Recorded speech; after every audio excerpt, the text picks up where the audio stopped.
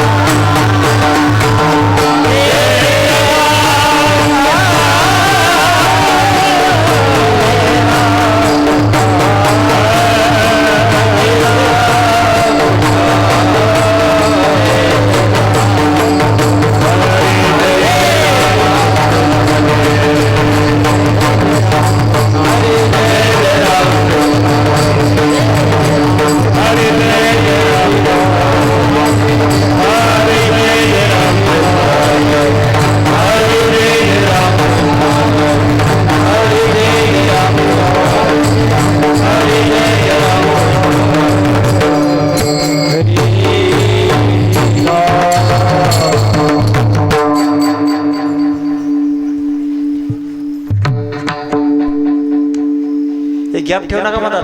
ताई समोर या, समोर या, उठा उठा उठा. पुरुष मंडळी तुम्ही पण थोडं समोर समोर या या दादा. विजी भाऊ समोर समोर या.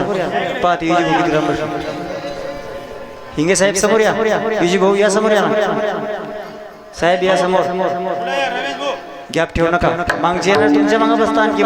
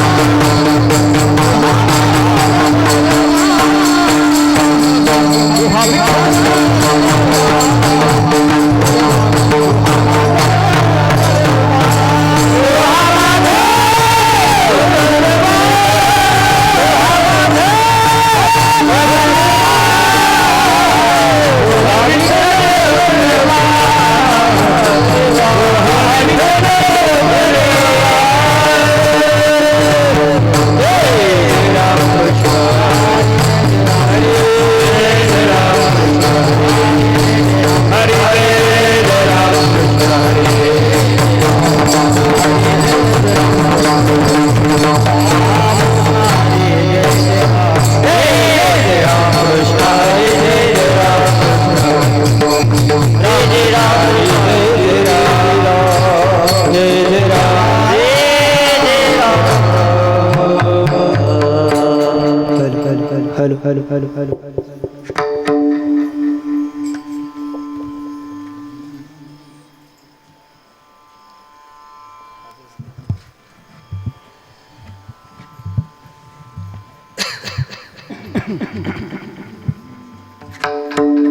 आवडे देवाचे तो ऐका प्रकार आवडे देवाचे तो ऐका आवडे देवाचे तो ऐका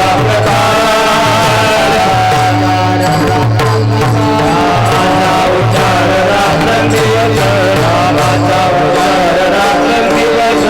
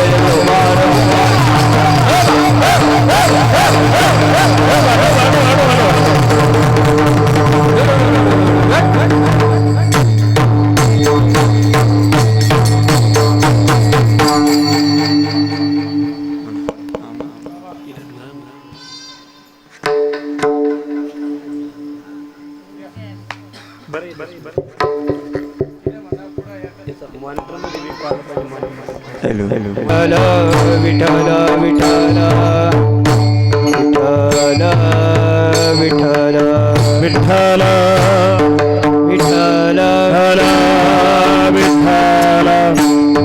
विठ्ठल विठ्ठल विठ्ठल विठ्ठल हा बारीक बारीक हा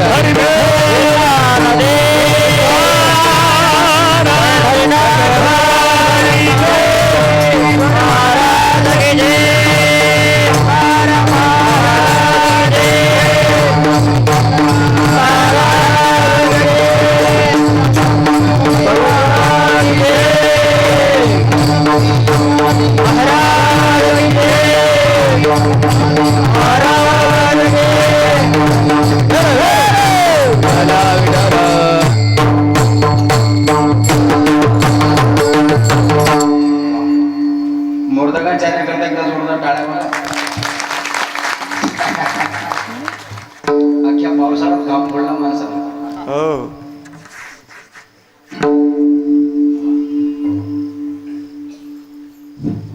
हॅलो, गाईन तळच विकू द्या आणि बाकी जीव ठेवा.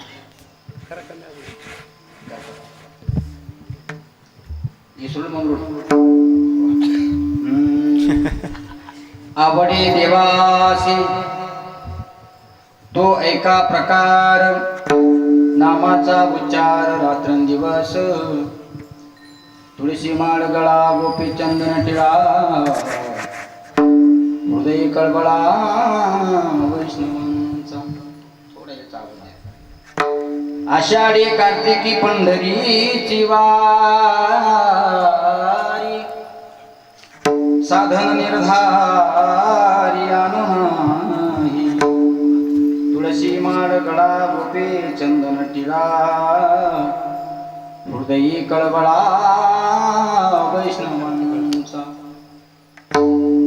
एका जनार्दनी ऐसा ज्याचा नेम तो देव परम पूज्य जगी.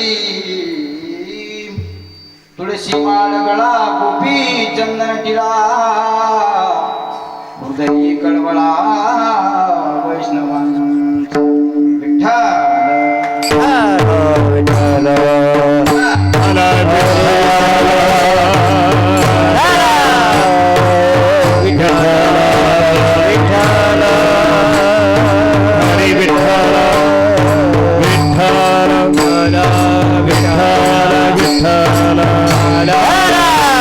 विठ्ठल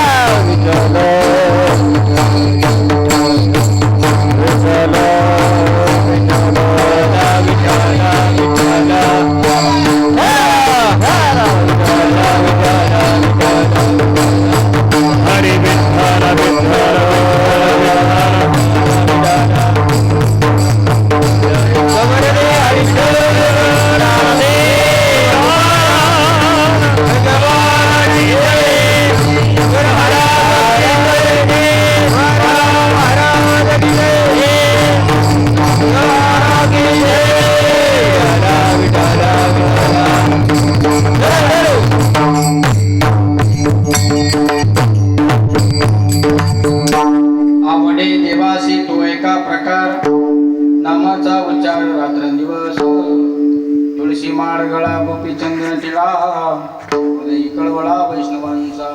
महायोग पीठे कथे भीमरथ्यम वरम पुंडलिकाय धातून मुनी. घरी थापा मारायचे, इथे चाट मारायचे. चाट समागत्य तिष्ठन्तमानंद कंदम परब्रह्मलिंगम भजे पांडुरंग. पांडुरंगा गुरु प्रथम नमन दुसरे चरण संतांच्या. यांच्या कृपादाने कथेचा विस्तार बाबाजी सद्गुरुदास तुका. जयांचे किती स्मरण होई सकळ विद्यांचे अधिकरण तिचे बंधू श्री चरण श्री गुरूंचे ते नमस्कार. नमो सद्गुरु तुकया ज्ञान दीपा. नमो सद्गुरु सच्चिदानंद रूपा. नमो सद्गुरु भक्त कल्याण मूर्ती. नमो सद्गुरु भास्करा गजानन ज्ञान मूर्तिं साक्षात प्रेम स्वरूपिणं गौरी शंकर दया मूर्तिं भास्करं वंदे पुनः. सती रंभा जयाची माता से हो आकाराम नामे पिता बसे. शिरसोली गावी अवतार धरिला नमस्कार माझा मुनी प्रभूला. मनोजवं मारुततुल्य वेदं जितेंद्रियं बुद्धिमतां वरिष्ठं वातात्मजं मानरुद्धं मुख्यं श्रीरामदूतं शरणं प्रपद्ये. हे दुःख भजन मारुती नंदन हे भजन मारुती नंदन सुतले मारी दुःख पवन दुःख विनती.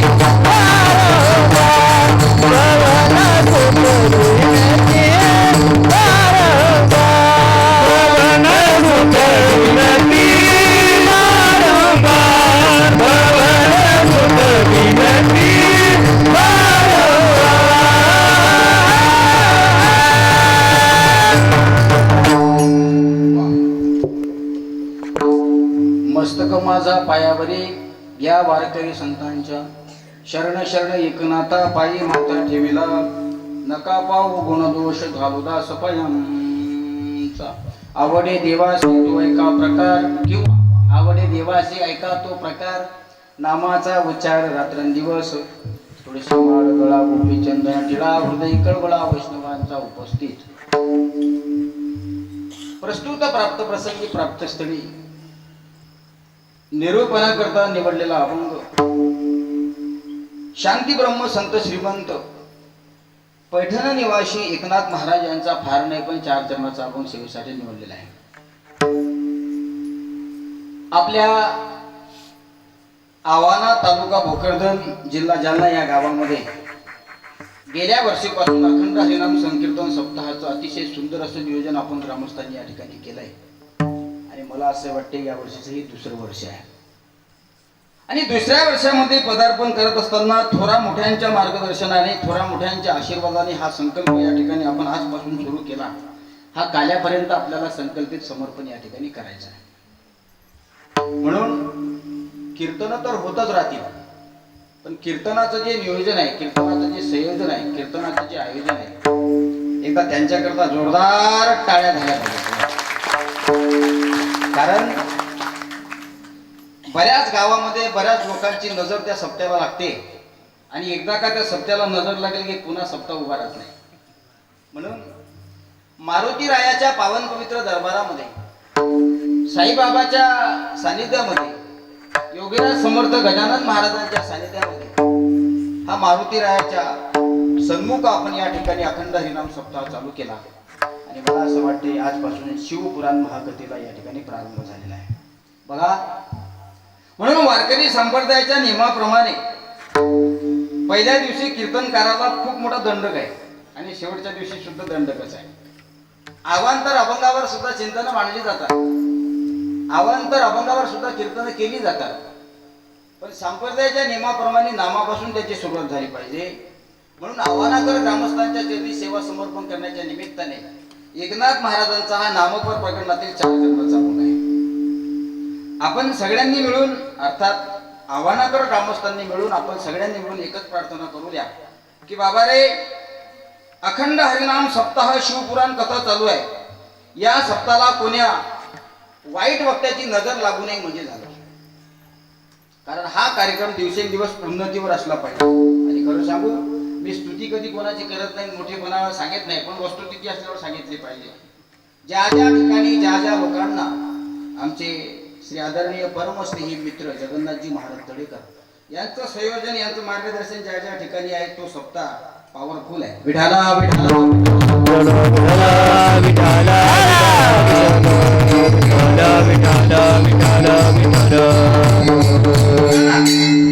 कोण म्हणते कीर्तनाच्या साथीला जास्त गर्दी पाहिजे कोण म्हणते कीर्तनाला हजारो टाळकरी असले तर फारच चांगलं आहे पण मला असं वाटतंय 1000 टाळकरीची बराबरी जर हे पाठीमागचे 10 लोक करत असतील तर कशालाच अनाठाई पैसा खर्च करायचा नाही का.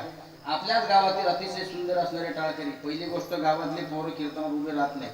एकाला मी विचारलं काय रे बाबा टाळगीर उभा राहा कीर्तनात मी राहिलो असतो म्हणे बुवा कीर्तनात पण लोक मला बुवा म्हणतात. त्याला मी हळू उपरांत विचारलं पण तुला बुवा म्हणतात तर तू का बाई आहेस का. सांगायचा सिद्धांत एवढाच आहे गावातली तरुण पिढी वारकरी संप्रदायाकडे वळत नाही. आणि जगन्नाथ महाराज ही पत्रिका मी व्हॉट्सअपवर पाहिली ज्यावेळेस ही पत्रिका पाहिली मी त्याचं निरूपण केलं ती वाचली त्याच्यावर जो उल्लेख केलेला आहे हा मी महाराष्ट्रात फक्त याच मराठवाड्यातल्या या पत्रिकेवर पाहिला. याच्यावर बघा किती सुंदर असा उल्लेख आहे. सर्व जनतेस कळविण्यात अत्यंत आनंद होतो की पुढे पहा प्रतिवर्षीप्रमाणे यावर्षी श्री गणपती महाराजांच्या कृपा आशीर्वादाने लग्नाचा कार्यक्रम ठरलेला आहे ना. गणपती महाराजांच्या कृपा आशीर्वादाने सकल साधू संतांच्या आशीर्वादाने आणि मानव कल्याणार्थ बघा मानव कल्याणार्थ धर्मजागृती व्यसनमुक्ती अंधश्रद्धा निर्मूलन ग्राम स्वच्छता स्त्री भ्रूण हत्या जनजागृती करण्याकरता ज्ञान यज्ञ हा पवित्र हेतूने अखंड हरिनाम सप्ताहाचं संगीतमय शिवपुराण कथेचं आयोजन केलेलं आहे. सर्वांनी आवर्जून याच्याकरता सहभागी होऊन या ज्ञान गंगेमध्ये सगळ्यांनी पवित्र व्हायचं आहे. वाजवा टाळ्या. हे सहजासहजी घडत नाही तर आम्ही सुद्धा पत्रिका छापतो आम्ही सुद्धा पत्रिका वाचतो, त्याच्यात लिहिलेलं असतं. सर्व भाई भक्तांना कळण्यात अत्यंत आनंद होतो की दरवर्षीप्रमाणे तुमची भानगड याही वर्षी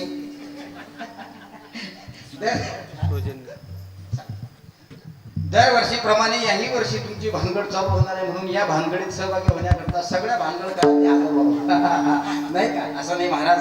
खूप आनंद वाटला. आणि ही सगळी प्रेमाची मंडळी ज्या ठिकाणी भेटत असतात ना, त्या ठिकाणी आनंद असतोय.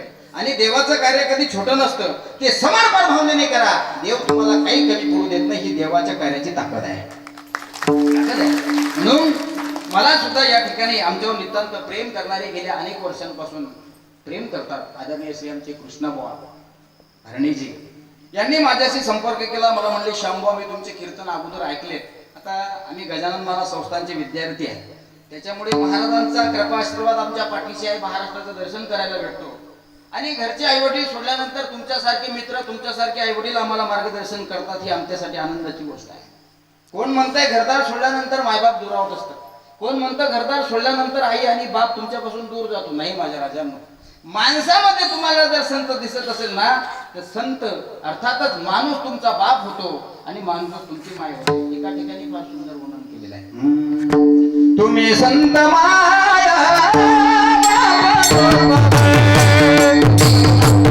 तुम्ही संत माय, बाबा गोपाळ, तुम्ही संत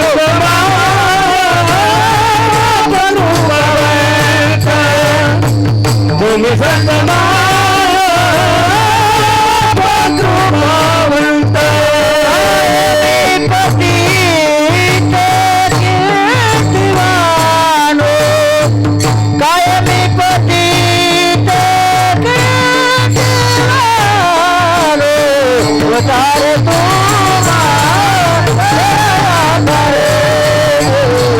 अवतार तुम्हा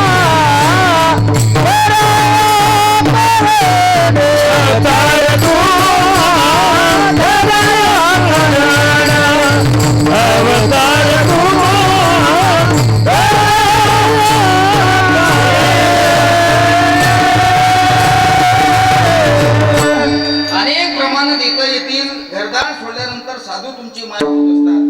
घरदार सोडल्यानंतर साधूरूपी माणसं कधी काळी तुमची आई होत असतात.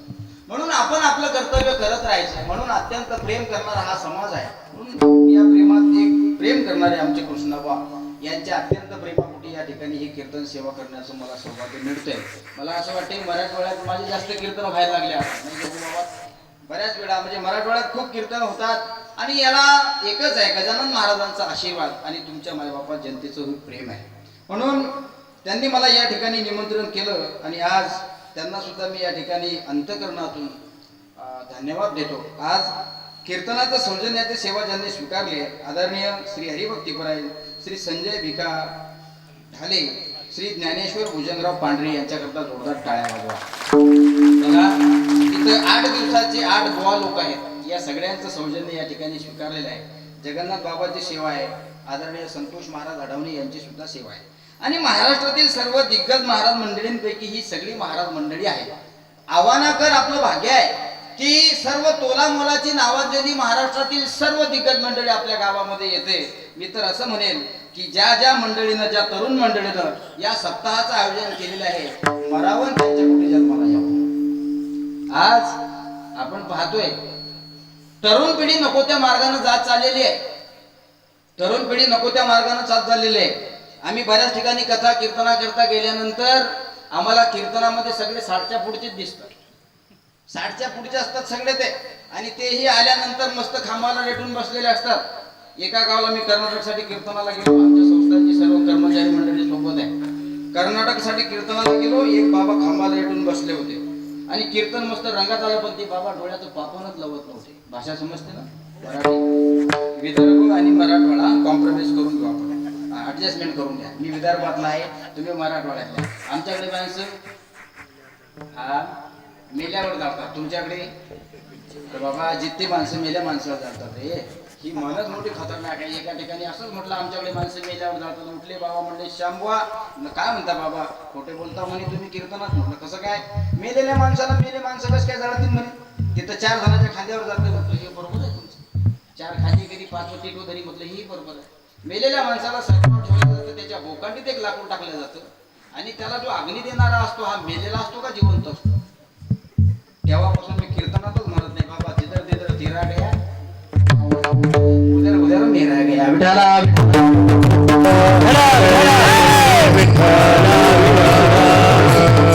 हो महाराज, शास्त्रकारांनी फार सुंदर असं वर्णन केलेलं आहे. तरुण पिढी नको त्या मार्गाने चाललेली आहे. आज वारकरी संप्रदायाचा प्रचार प्रसार होणं ही अत्यंत काळाची गरज आहे. संप्रदाय टिकला तर धर्म टिकेल, धर्म टिकला तर तालुका टिकेल, तालुका टिकल्यानंतर जिल्हा टिकेल, महाराष्ट्र टिकेल, राज्य टिकेल आणि देश टिकेल. आणि देशाची दोरी या तरुण पिढीच्या हातात आहे. देशाची दोरी सगळी तरुण पिढीच्या हातामध्ये आहे. बघा ना, आज कीर्तनाला मी आलो, पहिला दिवस आहे, कोणी म्हणणार नाही हे पहिलं कीर्तन आहे. वास्तविक पाहता बऱ्याच ठिकाणी पहिल्या दिवसाची सेवा घेतच नाहीत आमचे महाराज लोक. नको म्हणजे का घेत नाहीत? काही मेळ नसतो, मृदंगाच्या छाई पुढेचा मेळ नसतो, साऊंड सिस्टीमचा मेळ नसतो, विण्याचा तार दुसऱ्या दिवशी येतो, विणेकरी लवकर सापडत नाहीत, पंक्तीचा मेळ नसतो, वैतागलेले असतात सगळं करून. पण कोण म्हणते हे पहिल्या दिवसाचं कीर्तन आहे? खरं सांगू तुम्हाला ना, अर्ध जगातून मला असं वाटते मी तुमच्या आव्हाना गावामध्ये 5व्या दिवसाचं कीर्तन करतो, इतकी ताकद आहे. आणि देवाचं कार्य कधी छोटं नसतं, कधी मोठं नसतं. मला गावातल्या प्रेम करणाऱ्या मंडळींनी ज्यावेळेस फोन केला त्यावेळेस मी बोललो होतो त्यांना, पण म्हटलं आपल्याला काही भाव करायचे नाही, आपल्याला सेवा करायची आहे. आणि श्री समर्थ वास्तविक पाहता कीर्तनाची सेवा 8:30 आहे. बोलता बोलता मी विसरून जाईन, पण माझ्या पाठीमागं खूप मोठा व्याप आहे. एवढा मोठा व्याप करून मला या ठिकाणी यावं लागतं. बऱ्याच ठिकाणी जातोय, कारण वारकरी शिक्षण संस्था मी चालवतोय गेल्या 16 वर्षापासून. वारकरी शिक्षण संस्थेमध्ये एकूण 35 मुलं आमच्याकडे शिकतायत बाबा. आणि 35 मुलं कुठल्याही प्रकारची फी न घेता त्या ठिकाणी शिक्षण घेतात. ही परमहंस रामकृष्ण मौली बाबाची ताकद आहे. 1 रुपया सुद्धा आम्ही घेत नाही. बघा तुम्ही असेल तुमच्याकडे तर कोणी पाठवा. 6वी 7वी 8वी जाणारे मुलं एनी टाइम 24 तास 24 मिनिटं तुमच्यासाठी बाबाचा दरबार हा खुला आहे. आणि तसंही मी तुम्हाला जाता जाता सांगेलच की मौनी बाबा संस्थानला नक्की एकदा का होईना दर्शनासाठी येत चला. विठाला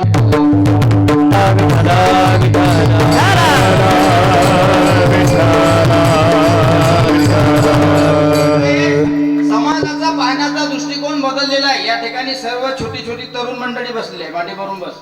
ही सगळी तरुण मंडळी या ठिकाणी बसलेली आहे. ही तरुण मंडळी या ठिकाणी बसलेली आहे. मी क्षमा मागून बोलेल तुम्हाला. माझी टिप्पणी टीका करू नका, टिप्पणी किंवा टीका करू नका, किंवा मी सांगेल तो शब्द लक्षात ठेवू नका. आज म्हातारे जर कीर्तनामध्ये आले तर सुधरत नाहीत, आणि तमाशात गेले तर मला असं वाटते बिघडत नाही. कोणतं गाणं लावलं म्हणजे ते नाचतील, आणि कसं अध्यात्म सांगितलं म्हणजे ते सुधारतील. मी तुम्हाला सुरुवातीला सांगितलं की टीका टिप्पणी करू नका. माझा शब्द तुम्हाला झुंबत असेल पण हा घेऊन जाण्यासारखा आहे माझ्या राजांनो. तरुण पिढीला दिशा दाखवली पाहिजे. जर या दशेला ते प्राप्त होत नसतील तर मला असं वाटते भविष्यात त्यांना ती दिशा प्राप्त होणार नाही. दिशा प्राप्त व्हावी असं वाटत असेल तर या रे लहान थोर जाती भलती नारी नार एक रावा विचार लगे दिल का कमनाचे. यारे लहान थोर जाती भलती नारी नार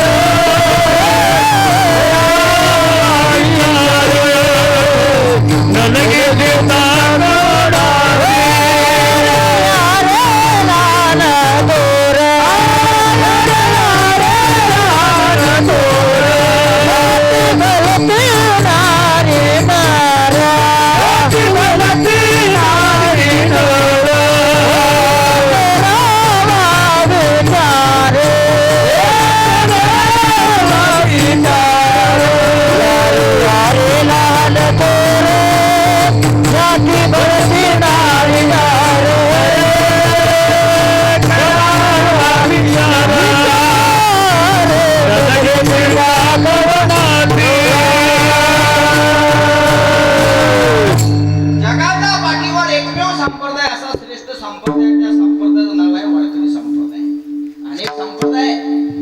पंथही निर्माण झालेले आहे, पण सरळ मार्गाने चालणारा आपल्या पूर्वजांनी दाखवून दिलेली परंपरागत असलेला संप्रदाय हा वारकरी संप्रदाय.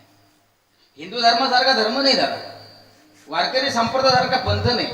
अनेक पंथ आहेत, पण अनेक पंथामध्ये गेल्यानंतर बरेच पंथ आजही आपल्याला अनुभवायला असं भेटतात की बाबा बरेच पंथ शिकून जातात की माळ काढून टाका. रविवारच्या दिवशी कच्चं आणलं तरी चालते हा? नाही बुधवारच्या दिवशी नालीत पडलं तरी चालते. अरे हे संप्रदाय आहेत का? हे शिकवून देतात का तुम्हाला? निर्मूलन, व्यसनमुक्ती आणि धर्माचा प्रचार फक्त एकमेव संप्रदाय करते. विश्व लेवलचा संप्रदाय म्हणजे वारकरी संप्रदाय. या संप्रदायामध्ये कोणाकोणाला येण्याचा अधिकार आहे? महाराजांनी फार सुंदर प्रमाण दिलं. या रे लहान थोर या ती भलती ना करावा विचार न लगे चिंता कमनाची किंवा सकलाचे अधिकार सकलाचे अधिकार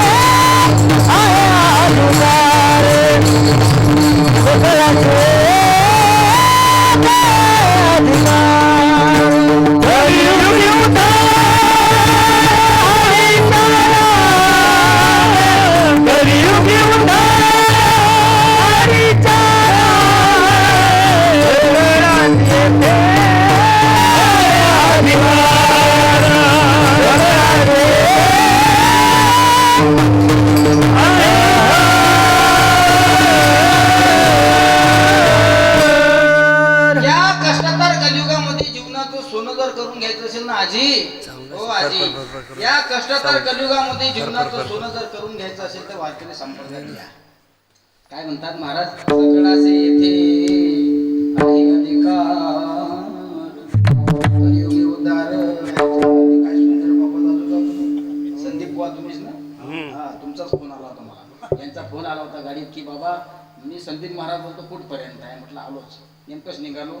आमचा असा आहे नियम, वारकरी शिक्षण संस्थेचा हरिपाठ चालू होतो 6ला, 7 पर्यंत हरिपाठ चालतो. 7:30ला मौनी बाबाची आरती असते आणि कुठेही कीर्तन असलं तर 7:30ला आम्ही गाडीत बसतो. 7:30 वाजतापासून जेवढाही वेळ असेल तो आपल्या सप्ताहाच्या मंडळीत. अर्धा तास उशीर आलो त्याच्याबद्दल मनातून दिलगिरी व्यक्त करतो. शक्यतोवर मी येत नाही, पण नेमकं असं झालं की आमची मेन माणसं हजर होते त्याच्यामुळे आम्हाला काही जास्त हालचाल करता नाही. बघा तुम्ही काय ताकदीनं वाजवतात महाराज, संदीप महाराज. बघा ना, ही गाणारी वाजवणारी मंडळी किती ताकदीनं या ठिकाणी वाजवतात. मी सांगितलंय तुम्हाला, 1000 लोक कीर्तनामध्ये असून उपयोग नाही, 10च असले पाहिजे, पण 1000ची बराबरी करणारी असली पाहिजे. ही सगळी मंडळी बराबरी करणार आहे. बघा गायनामध्ये आमच्या कीर्तनाच्या साथीला आज पहिल्या दिवसाच्या सेवेसाठी सोमनाथ महाराज लिमगावकर, सोमनाथ महाराज लिमगावकर, श्री गव्हाळसर तांदूळवाडी, भागवत महाराज लोखंडे, भागवत महाराज लोखंडे आणि आमचे संदीप महाराज, गावातील सर्व टाळकरी मंडळी आणि चोपदार बाबा. बघा किती खतरनाक दिसतात. ती काळी थोडी याच्यापेक्षा मोठी पाहिजे होती हातात. कारण कसं आहे, चोप म्हणजे चोपदाराचं काम सामान्य नाही बरं. चोपदार म्हणजे कीर्तनकाराची बॉडीगार्ड असतात. ते एकी पोटी सेवनसाठी दिसली पाहिजे, असा रुबाब पडला पाहिजे. बस म्हटलं की बसलं पाहिजे, ते हात पाहिजे, कोपऱ्यातच बसलं पाहिजे, असा रुबाब असला पाहिजे चोपदाराचा. चोपदाराचं जे वर्म आहे हे काही सामान्य नाही आहे. चोपदार म्हणजे चोपदार आहेत. बघा तुम्ही, विश्वमाऊली ज्ञानोबरायाची पायी वारकी पंढरपूरला जाते. एकटा चोपदार सगळ्या लाखो लोकांना जागेवर बसवते, इतकी त्याच्या दांडीमध्ये ताकद आहे. ही काळी सामान्य नाही माझ्या राजांमध्ये, दिसतात तुम्हाला. आणि नेमक्या भानगडी असे आहेत बाबा, आपल्या वारकरी संप्रदाय दिवसेंदिवस उन्नती करत चालला. मी तर म्हणतो अजून करत राहू. प्रत्येक गावामध्ये उन्नती, जितकी उन्नती होत राहू, एका गावात 3-3 सप्ते होत राहू, पण त्याच्यामध्ये राजकारण नव्हतं राहू, बरं का. 3-3 सप्ते झाले पाहिजे. अडीच बुवा लोक आले पाहिजे गावामध्ये. बुवा लोक म्हणतो आम्ही, आमची शेगावची पद्धत आहे. आम्ही महाराज नाही म्हणत, बुवा. बघा तुम्ही, बुवा, श्याम बुवा, जगन्नाथ बुवा, बुवा, सुनील बुवा. कारण महाराज म्हणजे आपण महाराज नाही आहे, आपण फक्त महाराजांच्या गप्पा करायच्या.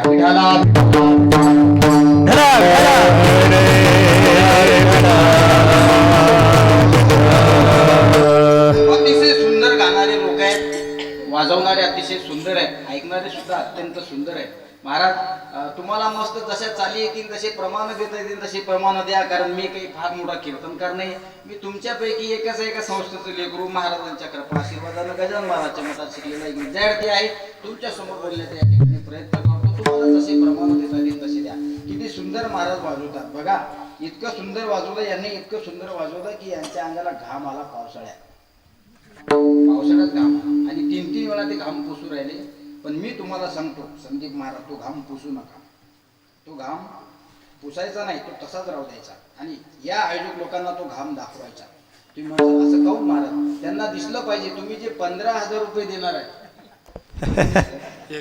21 तुम्ही जे 15 ते 21,000 मला देणार आहे, हे हरामाचे नाही तर हे माझ्या कष्टाच्या घामाचे.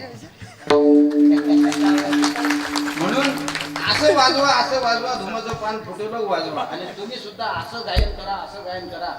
क्षमा मागून बोलतो बरं, नाही तर म्हणजे कीर्तन झाल्यावर बेटा असं गायन करा. नळ सुजेपर्यंत गायन करा. कीर्तन झाल्यावर मी दाबून देतो. अतिशय आमची ज्ञानोबा तुकोबाचे सगळे लेकर आहेत बघा ना. वारकरी संप्रदायामध्ये प्रेम द्या गड्या. एकमेकाला प्रेम द्या, एकमेकाचं प्रेम घ्या आणि कधी कोणाची कुचानिंदी करू नका. आमच्या वारकरी संप्रदायात आमचेच काही असे लोक आहेत की जे एकमेकाच्या टंगड्या बोलण्याचं काम करतात. मला असं वाटतंय आमचे लोक आहेत, आमचे कीर्तन करणारे. आणि कीर्तन करणारे म्हणजे काही नाही, जगात तुम्ही कुठेही जा. हरिपाठाचे आपण 27 आहे. तुम्ही जगात कुठेही जा, पळसाला पानं. तुम्ही जगात कुठेही जा, शंकराला माझ्या आवडते बेलाचं पानं, पानं. मग एवढ्या सगळ्या गोष्टी जर समन्वयित असून, एवढ्या सगळ्या गोष्टी जर एकत्रित असून, मग आपण एकमेकाची निंदा चेष्टा का केली पाहिजे? याचा अर्थ असा आहे की कोणाचं तरी कोणाला वर्चस्व सही होत नाही. माझं शास्त्र असं सांगते, अशा व्यक्तीला संप्रदाय देण्याचा अधिकार नाही. विठाला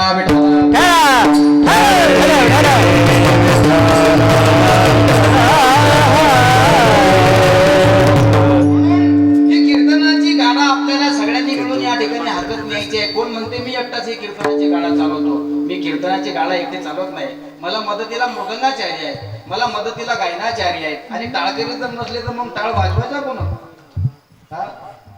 तुम्हाला नका राग येते बरं, नाही तर माणसानं आमचं नाव घेतलंच नाही बाबा, तुम्ही आहे म्हणून आमचं सगळं दुकान चालू आहे. बऱ्याच कीर्तनामध्ये एकटेच कीर्तनकार कीर्तन करतात. टाळकरी मग गाव सुपारी मला काय करता विलाज नाही त्याला.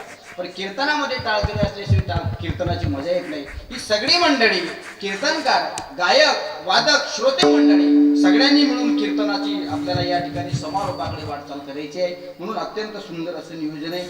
अजून आपण कीर्तनात काही प्रवेश केला नाही. ऐका, कीर्तनामध्ये तरुण पिढीला दिशा दाखवण्यासाठी आपण मार्गदर्शन केलं पाहिजे. आज सोशल मीडियाच्या काळामध्ये नको त्या दिशेने चाललेला हा तरुण, नको त्या दिशेने चालत असलेल्या माझ्या बहिणीप्रमाणे तरुण आहे, या लोकांनी वारकरी संप्रदायामध्ये येण्याचं फार गरज आहे. मला सांगा, सोशल मीडिया तुमच्या जीवनाचं सोनं करून देणार नाही.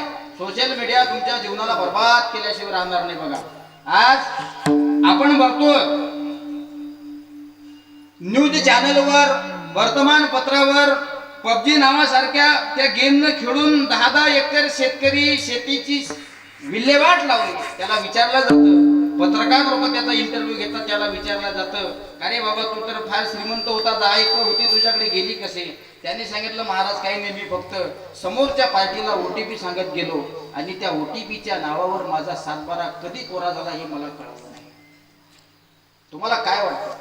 आज ही छोटी छोटी मुलं या मोबाईल मध्ये इतकी परांगत आहेत, मोठ्या माणसाला सुद्धा कळणार नाही. माझ्याकडे 1 लाख रुपयाचा मोबाईल आहे दादा, मी खोटं नाही बोलणार, आहेत 1,40,000 रुपयाचे मोबाईल आहेत माझ्याकडे सध्या. पण तरी सुद्धा मला त्यातला अजून काही कळत नाही फोटो काढल्याशिवाय.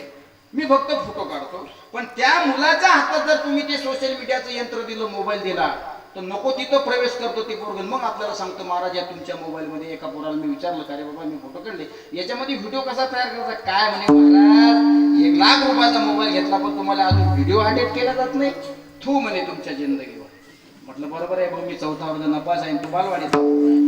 अर्थात लहान मुलाला जेवढं कळतं तेवढं मोठ्या माणसाला कळत नाही. सांगायचं तात्पर्य एवढंच आहे जगन्नाथ बुवा, की नको त्या दिशेनं चालणारा हा तरुण आज वारकरी संप्रदायामध्ये आला पाहिजे. बऱ्याच ठिकाणी महाराष्ट्राचं भ्रमण करत असताना आम्हाला आमच्या कीर्तनामध्ये तरुण मंडळी अजिबात दिसत नाही. दिसतातही गावाच्या पाठीमागं बसलेले, अर्थात सप्ताहाच्या पाठीमागं बसलेले. जिथं कीर्तन चालतं तिथं ते समोर येऊन बसत नाहीत. त्यांना धाक पैदा होतो की काय सांगा. त्यांना असं वाटतंय की महाराज आम्हाला काही प्रश्न विचारतात. का रे, विचारू द्या.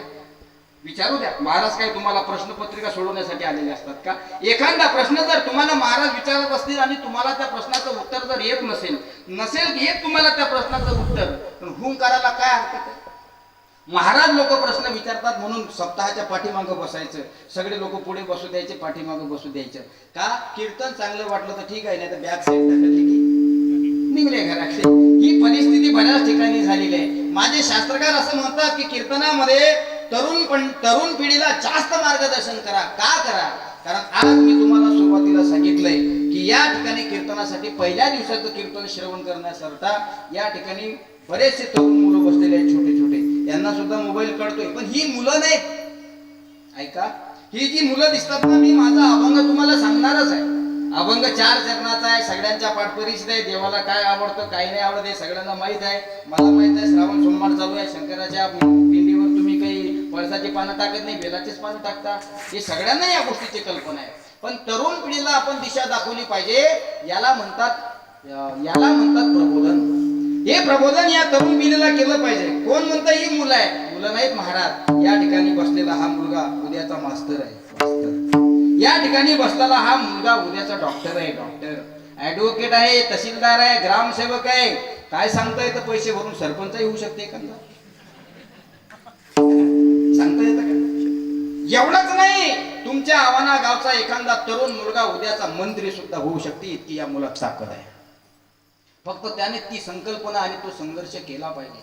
भरतात ना बाबा, खिसे कापून का होण्या पण होतातच की नाही.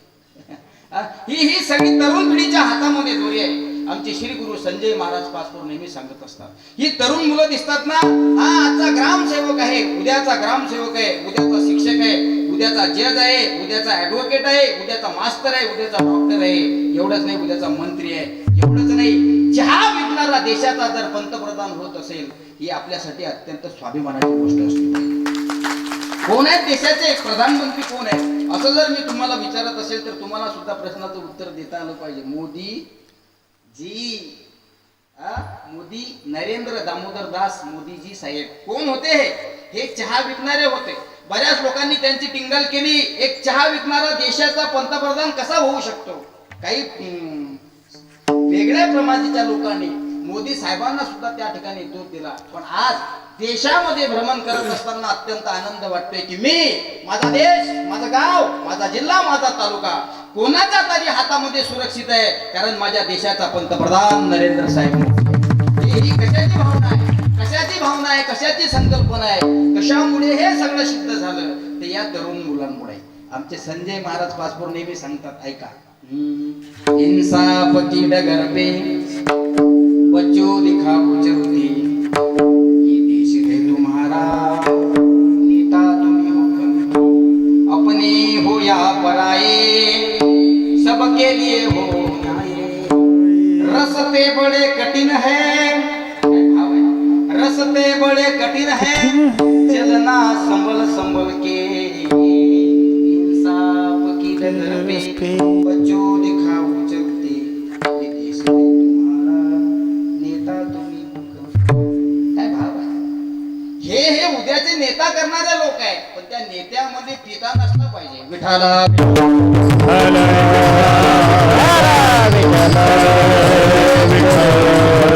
त्या नेत्यामध्ये आजी पिता नसला पाहिजे. पिता त्या नेत्यामध्ये एक नंबर पिता आला की गावाचं वाटवलं, तालुक्याचं वाटवलं, जिल्ह्याचं वाटवलं, दररोज पेपर लागतो. दररोज पेपर लागतो. याला विचारलं पाहिजे का रे बाबा तू काय करतो? महाराज तुम्ही नाही का कीर्तनात तुम्ही प्रश्न करता म्हणून मी पुढे बसत नाही, आपलं मागच बरं आहे. पण आता आलाच विषय तर विचारतोय, काय करतोय रे बाबा तू? असं जर त्याला तुम्ही विचारत असाल तर तो सांगेल मी नाही का महाराज तुम्ही सांगितलंय कीर्तनामध्ये तरुण मुला मुली कीर्तनात पुढे बसलेले असले पाहिजे. काय होतं? कीर्तन ऐकल्यानं मनाचं वजन हलकं होतं. कारण कीर्तन, प्रवचन, कथा जीवनातल्या व्यथा दूर करत असतात. वाक्य घरी घेऊन जा. कीर्तन, प्रवचन, कथा जीवनातल्या व्यथा कमी करत असतात, म्हणून ऐकले पाहिजे कीर्तन. मनाचं मनोरंजन व्हावं असं तुम्हाला वाटत असेल तर तुमच्याकडे मोबाईल आहेतच की, सेकंदाला रील बदलते. घरी सुद्धा रिमोट कंट्रोल घेऊन तुम्ही DTH DVH वर बसले की तुमचे मिनिटाला चॅनल बदलतात. पण त्यानं मनाचं मनोरंजन होईल. जीवनाचं सोनं जर करून घ्यायचं असेल तर कीर्तनाचं यावं लागेल. कारण कीर्तनात काय होतं? कीर्तन चांग हे कीर्तन चांग कीर्तन चांग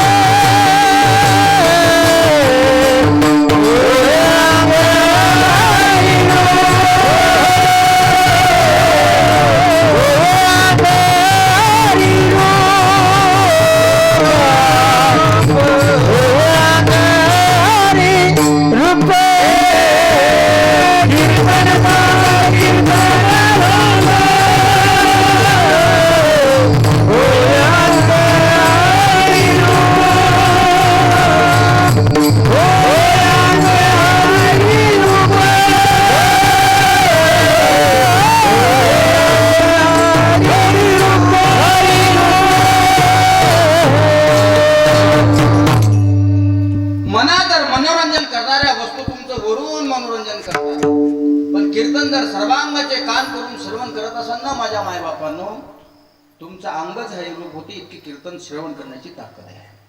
फक्त त्या गतीनं आपण श्रवण केलं पाहिजे. आज आदरणीय श्री हरिभक्तीपरायण ज्येष्ठ श्रेष्ठ वारकरी संप्रदायातील महाराष्ट्रातील दिग्गज सुप्रसिद्ध कीर्तनकारांपैकी सुप्रसिद्ध शिवकथाकारांपैकी एक सुनील महाराज गाडेकर यांच्या मुखातून आज आपण शिवपुराण कथा या ठिकाणी आजपासून सुरू केली. बघा तुम्ही 24,000 श्लोक आहेत. 24,000 श्लोक आहेत, 7 संहिता आहेत आणि आजचा पहिला आहे. अर्थातच 18 पुराणांपैकी श्रेष्ठ पुराण संबोधलं जातं त्याचं नाव आहे शिवपुराण. काय होतंय ऐका, या शिवपुराण कथेनं ऐकल्यानं उद्धार होतो, भागवत कथा ऐकल्यानं उद्धार होतो, वैवस्वत पुराणाने ऐकल्यानं उद्धार होतो, देवी भागवत कथा ऐकल्यानं माणसाचा उद्धार होतो. फक्त ऐकल्यानं जर तुमचा उद्धार होत असेल तर कीर्तनात आल्यानं सोनं होणार नाही. ताकद आहे पण असली पाहिजे. म्हणून या मुलाला विचारलं पाहिजे अरे बाबा तू काय करतो, त्यांनी उत्तर दिलं पाहिजे महाराज मी नाही का माझे वडील डॉक्टर आहे. माझे वडील डॉक्टर आहेत म्हणून एखादा कंपाऊंडर ठेवावा वाटतो पण कंपाऊंडरला पगार द्यावा लागतो. म्हणून मी नाही का माझे वडील डॉक्टर आहेत म्हणून माझ्या वडिलांच्या हाताखाली कंपाऊंडरचं काम करतो. त्या मुलाला तुम्ही दिशा दाखवली पाहिजे. त्या मुलाला म्हटलं पाहिजे बाबा तू शाळेत जात नाही का, हो महाराज मी शाळेत सुद्धा जातो. त्याला सांगितलं पाहिजे शाळेमध्ये जा, वडिलांच्या हाताखाली कंपाऊंडरचं काम कर, कारण उद्या तुला या देशाचं आरोग्य मंत्री व्हायचं आहे. दिशा दाखवली पाहिजे. त्या मुलाला विचारलं पाहिजे काय तू काय करतो, मी नाही काहीच करत महाराज मी शाळेमध्ये जातोय पण रेल्वे स्टेशनवर माझ्या वडिलांची चहाची दुकान आहे. रेल्वे स्टेशनवर माझ्या वडिलांची चहाची दुकान आहे. मग तू काय करतो, मी पार्ट टाइम जॉब करतो, शाळेमध्ये जातो, शाळेतून आल्यानंतर मी माझ्या वडिलांच्या हाताखाली चहा देण्याचं काम करतो. अरे वा, कोणाला देतो तुझ्या देशाची सेवा करणारा शहीद होण्याकरता जाणारा माझा जवान, माझ्या देशाचा सैनिक, त्या रेल्वेच्या डब्यामध्ये बसलेला तो सैनिक, त्या सैनिकांना देण्यासाठी मला चहा देणं खूप आवडतं. त्याला सांगितलं पाहिजे बाबा शाळा शिकून वडिलांच्या हाताखाली चहा देण्याचं काम कर, कारण उद्या तुला या देशाचं पंतप्रधान व्हायचं आहे. पंतप्रधान व्हायचं आहे. देशामध्ये चहा विकणारा जर देशाचा पंतप्रधान होत असेल तर ही मुलं आरोग्यमंत्री मुख्यमंत्री का होणार नाही. याच्याकरता काय केलं पाहिजे बाळावर, कीर्तनामध्ये पुढे येऊन बसलं पाहिजे. आता नका येऊ, येताना इकडे पुढे मोठे खतरनाक मोठे एका पोरांमध्ये ते द्यायच्या हिशोबाने जर चाललं तर पद्धतीत चालतं दादा, नाही तर इतके खतरनाक चांगल्याचं गोल घुमवतात ते. एका पोराला मी विचारलं का रे किती म्हशी आहेत, म्हणजे 3 म्हशी आहे. म्हणजे दूध किती दूध देतात ते, दूध किती देत नाहीत म्हणजे काढा लागते. नाश्त्या भानगडी जाऊ दे. 3 म्हशी आहेत म्हणून विचारलं किती दूध देतात, म्हणजे दूध देत नाही दूध काढावं लागते. मोठे खतरनाक पोर आहे. या मुलांच्या व्यवस्थिशीर या मुलांच्या प्रमाणे जर आपण यांच्याशी वागलो तर ती पूर्ण सर्वांगाचे काम करून ऐकतात. ऐका माझ्या राजांनो, ऐका माझ्या मायांनो, ऐका माझ्या वडिलांनो आणि ऐका माझ्या मित्रांनो, या मुलांना योग्य दिशा दाखवली पाहिजे आणि योग्य दिशा दाखवण्याचं केंद्र म्हणजे कीर्तन आहे. काय होतं या कीर्तनाने, हो या कीर्तन चांगलं, कीर्तन चांगलं, हो या अंग हरिरूप. आणि या मुलांनी केलेला परमार्थ, या मुलांनी परमार्थात केलेली वाटचाल ही देवाला अत्यंत प्रिय आहे. म्हणून आवडीचे प्रकार सांगतात एकनाथ महाराज. वास्तविक पाहता या ठिकाणी जीवाची आवड, देवाची आवड आणि संतांची आवड सांगितलेली आहे. 3 आवडी सांगितली आहे. पण असं म्हणतात मुलं म्हणजे प्रत्यक्ष देवाघरची म्हणतात ना का, म्हातारे प्रत्यक्ष देवाघरची फुलं होतं का कधी, यमक तरी जुळतात का, ते मॅचिंग तरी होतं का, म्हातारे देवाघरचे फुलं होतात का, ते देवाघरचे पाहुणे होतात लवकर पण फुलं होत म्हातारे देवाघरचे पाहुणे होतात पण म्हातारे देवाघरचे फुलं होत नाहीत, मॅच होते मुलं देवाघरची. म्हणून ही मुलं जर वारकरी संप्रदायामध्ये येत असतील, संप्रदायाचं अनुकरण करत असतील, हरिपाठाला नित्य नैमित्तिक मंदिरावर येत असतील, गळ्यामध्ये पवित्र तुळशीची माळ घालत असतील, व्यसनापासून दूर राहत असतील, कोणाचं तरी ऐकत असतील, आई वडिलांची सेवा करत असतील, तर अशा मुलांचा हा जो महत्वाचा घटक आहे, हा महत्वाचा जो प्रकार आहे, हा कोणाला आवडतो? कोणाला आवडतो? आवडे देवासी ऐका तो प्रकार, आवडे देवासी ऐका तो प्रकार, आवडे देवासी ऐका तो प्रकार, आवडे देवासी ऐका तो प्रकार. नामाचा उच्चार रात्रंदिन, नामाचा उच्चार रात्रंदिन, हे नामाचा उच्चार रात्रंदिन, तुळसी माळ करा गोपी चंदनी, तुळसी माळ करा गोपी चंदनी. हे नावाचा उच्चार रात्रंदिन, नावाचा उच्चार रात्रंदिन, हे नावाचा उच्चार रात्रंदिन, तुळसी माळ करा गोपी चंदनी, तुळसी माळ करा गोपी चंदनीला.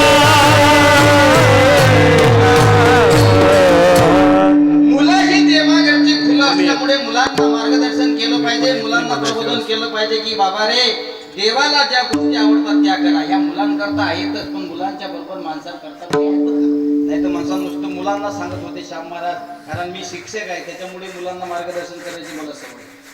शिक्षक म्हणजे वारकरी शिक्षक आहे, मी काही शाळेत आहे माणूस नाही. शिक्षक म्हणजे कोणत्या मी शाळेवर आहे का काय महाराज तुम्ही मास्तर?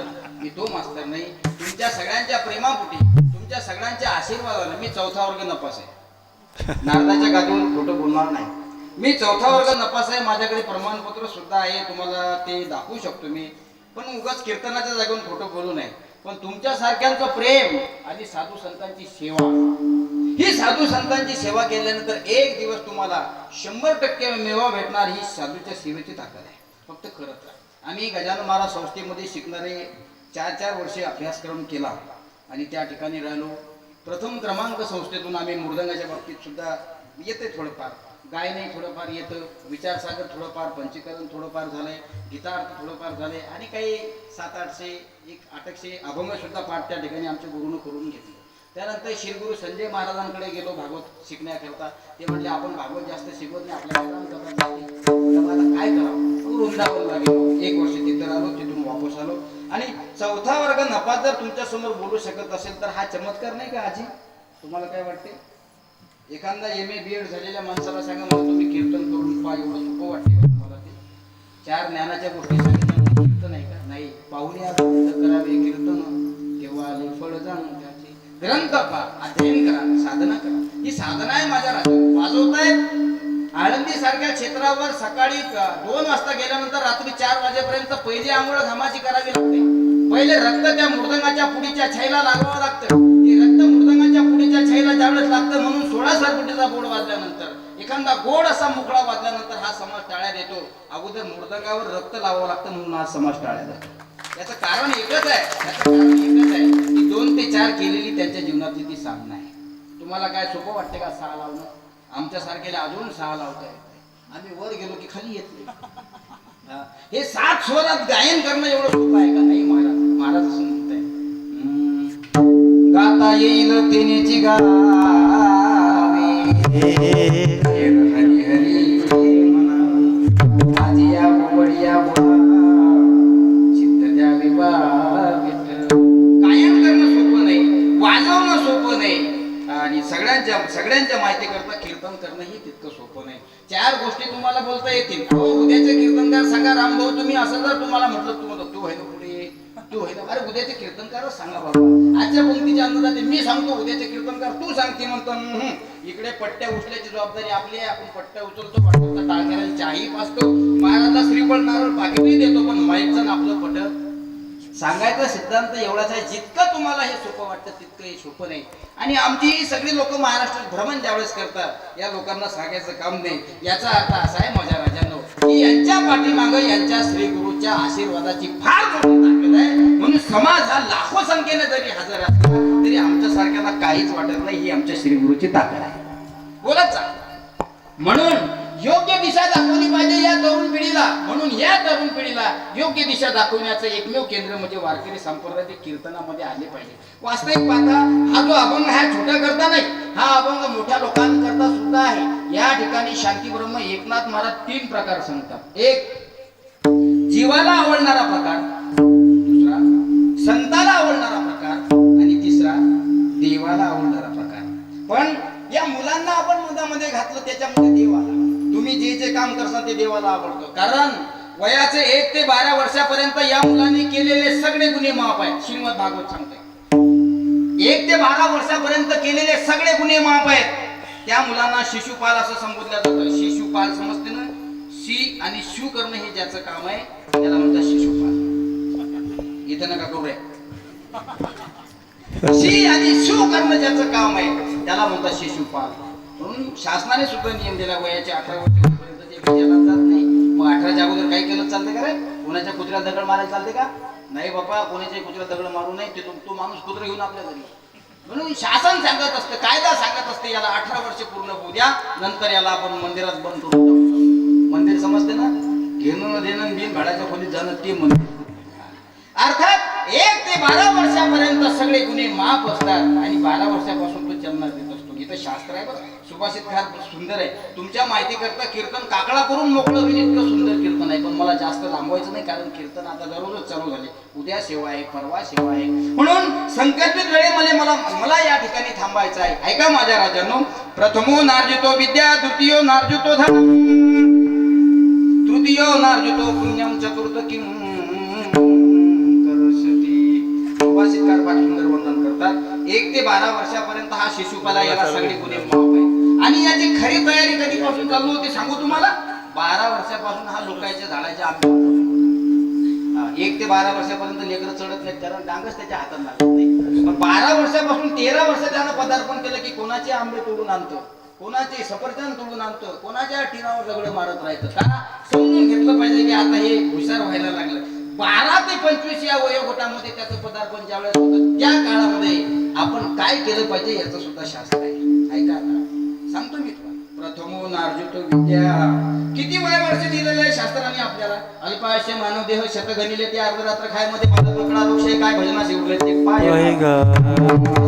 शास्त्रकार तर असं म्हणतात अल्प म्हणजे 100 वर्ष.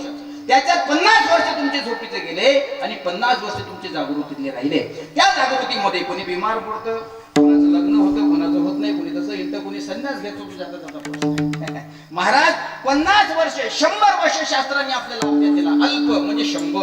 अल्पायुष्य मानव देह, अल्पायुष्य मानव देह, शतगणिले ते अर्धरात्र काय, बालत्व पीडा रोग क्षय, काय भजनासी उरले ते पाही गा. अल्पायुष्य मानव देह, शतगणिले ते अर्धरात्र बालत्व पीडा रोग क्षय, काय भजनासी उरले ते पाही गा. अल्पायुष्य मानव देह,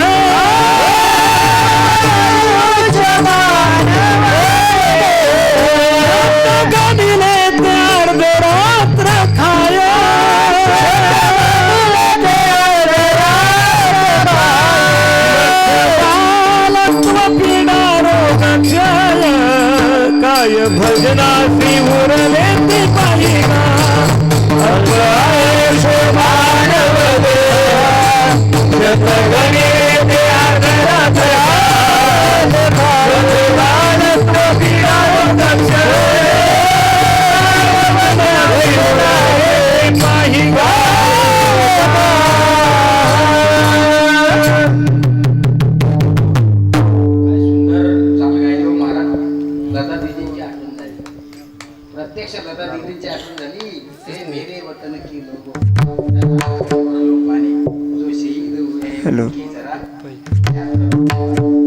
अल्प आयुष्य मानव देह शतगणिले ते अर्धरात्र खाय मध्ये बालत्व पिळा रोग क्षय मध्ये बालत्व पिळा रोग क्षया काय भजनाचे उरले ते पाय गा. महाराज असं म्हणतायत 100 वर्षाचं आयुष्य प्रत्येकाला दिलेलं आहे शास्त्राच्या नियमानं. बरं जर चांगलं कर्म करत असाल तर 100% 100 वर्ष जगसा.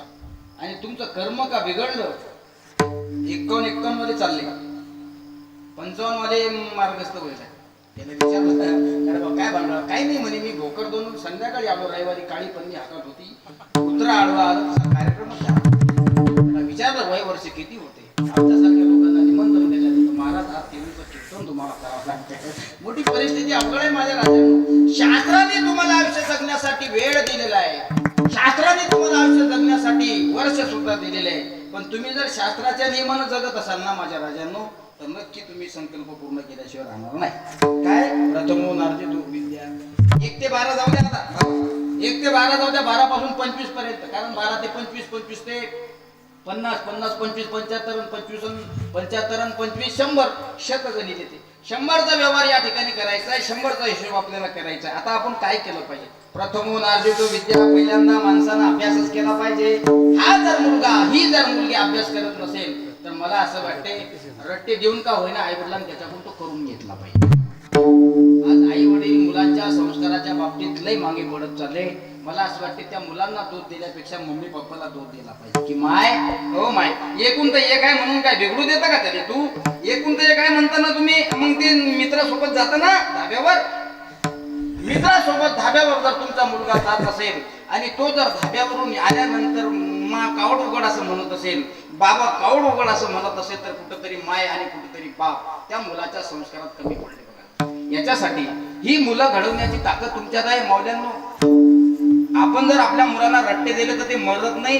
तुम्ही कधी पाहिलं का बापानं पोरग ठोकलं पोरग मेलं नाही. तुम्ही त्याचा लाड करता म्हणून ते तुमच्या डोक्यावरचा पदर एक दिवस काढतंय. एवढंच नाही आई वडिलांना मारणारी सुद्धा पिढी आज आम्ही पाहतोय. महाराज दुर्भाग्य आहे समाजाचं पाहणारी आहे. म्हणून संस्कार तुम्ही दिले पाहिजे. त्याला सांगितलं पाहिजे बस झालं 1 ते 12 वर्षापर्यंत उड्या मारल्या याची त्याचे आंबे तोडून आणले आता अभ्यास कर. अभ्यास केला पाहिजे. कितपर्यंत अभ्यास केला पाहिजे वयाची 25 वर्षापर्यंत झालाच पाहिजे महाराज. कारण आई वडील मुलांना संस्कार देत असतात. महत्वाचा मुद्दा असा आहे एखाद्या गुरुकुलामध्ये शिकणारा विद्यार्थी असेल तर गुरुच्या मुलाची आई होत असतात. कारण जन्माला आल्याबरोबर आई मुलाला शाळेत नेत नाही. जन्माला आल्यानंतर मुलगा अगोदर टोंगळ्यावर राहतो रांगतो नंतर हळूहळू चालतो. नंतर त्याचा एक अंगठा त्याच्या तोंडात असतो.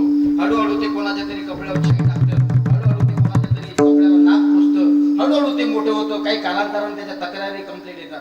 घरातला मुलगा हुशार झाला हे कधी ओळखलं पाहिजे ज्या दिवशी तो तुमच्या घरावर कंप्लेंट घेऊन येईल त्या दिवशी.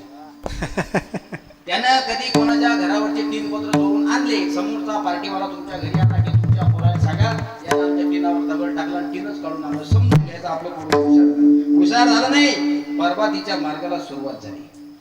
ऐका म्हणून 12 ते 25 वर्षापर्यंत आपण आई वडिलांना सांगतो मी आई वडिलांना तुम्हाला सांगतो मी बहिणींना तुम्हाला सांगतो तायांनो तुमचा भाऊ जर तुमच्यापेक्षा छोटा असेल तर त्याला सांगितलं पाहिजे. आजपासून आपल्या आव्हाना गावामध्ये शिवपुराण कथा चालू झाली. संध्याकाळी 8:30 ते 10:30 कीर्तन असतात. जा कीर्तनासाठी जाऊन बस. तो जर म्हणत असेल मला नाही ऐकायचं कीर्तन मी तुम्हाला नारदाच्या गादीवर सांगतो 2 कानपटात मारा त्याच्या पण कीर्तन मनोरंजन नाही माझ्या राजांनो. जीवनातल्या व्यथा जीवनातलं दुःख सात्विकतेचा मार्ग दाखवण्याचं केंद्र म्हणजे कीर्तन आहे. सांगू तुम्हाला ऐका हिंदवी स्वराज्याचे संस्थापक छत्रपती शिवाजी महाराज जिजाऊ साहेबांच्या उदरामध्ये 7 महिन्याचा गर्भ होता. किती महिन्याचा गर्भ जिजाऊ साहेबांच्या उदरामध्ये 7 महिन्याचा गर्भ होता. हिंदवी स्वराज्याचे संस्थापक छत्रपती शिवाजी महाराज ज्यावेळेस शिवाजी महाराज जिजाऊ साहेबांच्या उदरामध्ये होते त्यावेळेस शेजारीन पाजारीन महिला मंडळी जिजाऊ साहेबांकडे आल्या. आई साहेब हो आई साहेब काय म्हणताय ग आऊ साहेब तुमच्या उदरामध्ये 7 महिन्याचा गर्भ आहे. छत्रपती शिवाजी महाराज जन्माला येण्याच्या अगोदरचा इतिहास तुम्हाला काय करावं वाटतं. अर्थात डोहाळे लागतात ना डोहाळे लागतात. तुम्हाला काय करावं वाटतं असं त्या शेजारीन महिलांनी जिजाऊ साहेबांना विचारलं. त्यावेळेस जिजाऊ साहेबांच्या मुखातून निघालेले शब्द इतके सुंदर आहेत, इतके सुंदर आहेत की घरी घेऊन जाण्यासारखे आहेत. 7 महिन्याचा छत्रपतींचा गर्भ जिजाऊ साहेबांच्या उदरामध्ये आहेत. महिलांनी विचारलं, तुमच्या उदरामध्ये बाळ आहे, तुम्हाला काय करावं वाटतं, तुम्हाला डोळे लागले. त्यावेळी जिजाऊ साहेबांनी दिलेलं उत्तर फार सुंदर आहे. जिजाऊ साहेब म्हणतात, मला नाही का घोड्यावर बसावं वाटते आणि घोड्यावर बसून तलवार चालवावी वाटते. काय डोळे आहेत हो. आणि आपल्या एखाद्या बाईने विचारा, बाई तुम्हाला काय वाटते, ती म्हणते मला नाही का गरम गरम भजे खावं. विठाला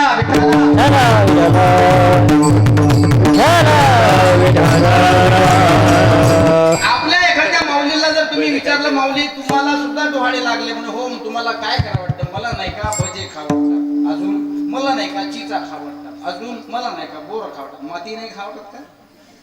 माती खा, ढेकळं खाय. अरे हे आपले डोहाळे आहे. डोहाळे असले पाहिजे छत्रपतींच्या आई. धन धन थोराई शिवरायांची जिजाई, धन धन थोराई शिवरायांची जिजाई, आज पोतीचा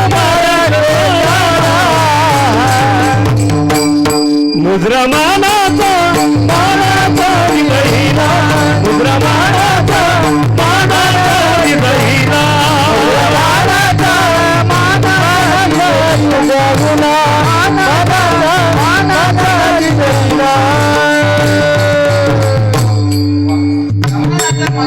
तळेकर महाराजांनी जिजाऊ साहेबांना मानाचा मुजरा केला, कारण ती माय तशी होती. माय तशी होती. मायनं राजाचा लाड नाही केला. मायनं राजाचा लाड केला नाही, म्हणून हिंदवी स्वराज्याचे संस्थापक छत्रपती शिवाजी महाराज यांनी इतिहास घडवला. ही संस्काराची पहिली ताकद आहे.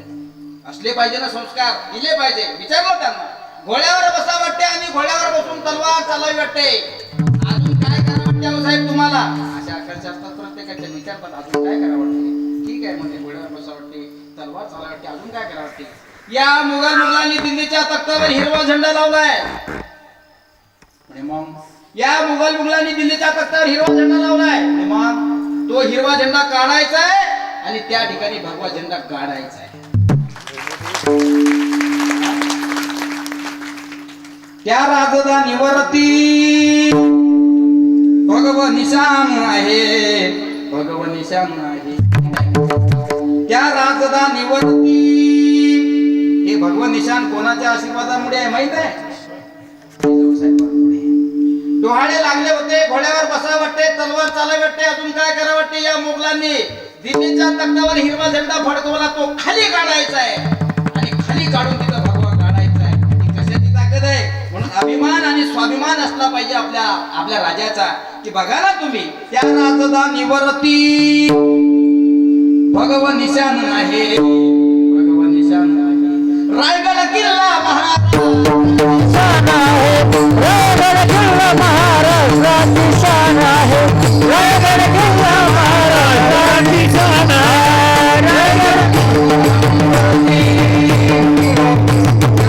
राजधानीवरती निशाण आहे, भगव निशाण आहे, रायगड किल्ला महाराष्ट्राची निशाण आहे, रायगड किल्ला महाराष्ट्राची निशाण आहे, रायगड किल्ला महाराष्ट्राची निशाण आहे.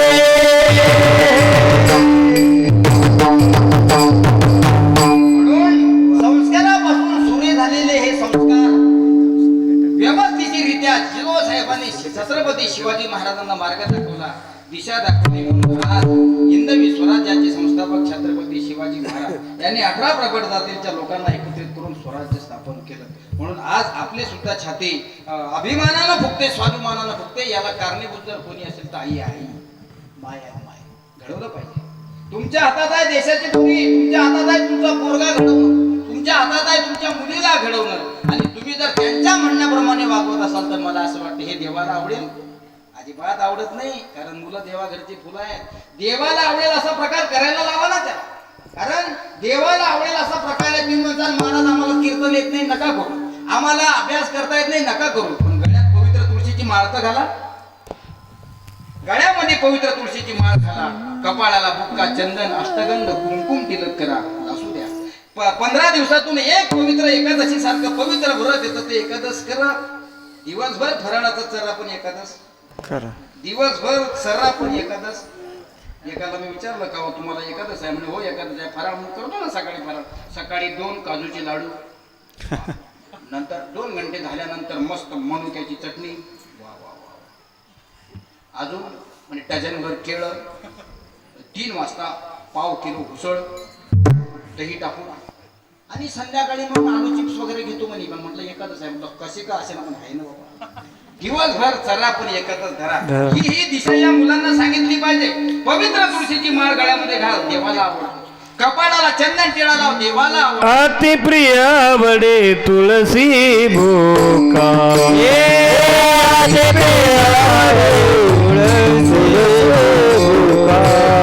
तैसीच प्रीती करी भोळ्या भाविका,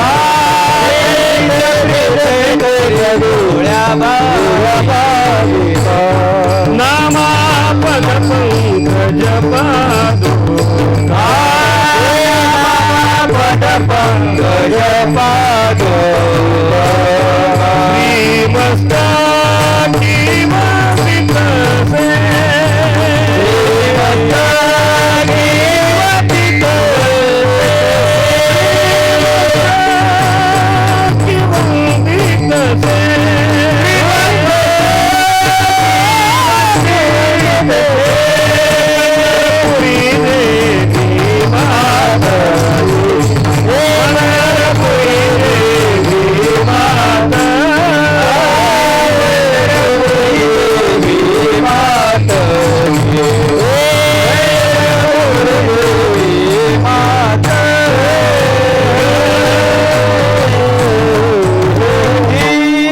म्हणून देवाला आवडणाऱ्या प्रकारांपैकी एक प्रकार आहे तुळशी.